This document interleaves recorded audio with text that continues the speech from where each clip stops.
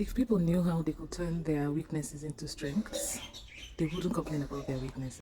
And one thing about weakness is that if you're more self-aware, if you're willing to adapt and have a mindset shift, you'd be surprised at how your weakness can be used to your advantage. I'll give you an example. If you're someone who can't deal with a very conflicted or environments that have a lot of conflict, you like to avoid drama. Within that context, you look for probably jobs or professions that have to do with caring for people, empathy, a lot of calm and quietness. If you are someone who, in quotes, talks a lot, then there are jobs for you.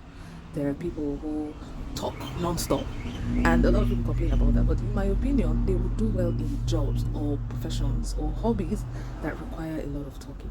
If you've recognized that you're easily influenced by people, the best thing you can do for yourself is to recognize people who would influence you positively and not just go for any Tom, Dick, and Harry.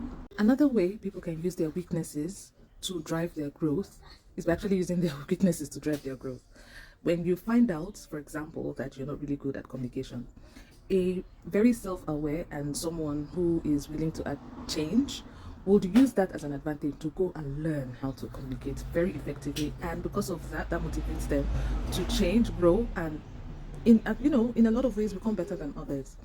So when we say that we have weaknesses, I think it's time for people to use that as an advantage for them and drive their growth, use it for change within a certain context.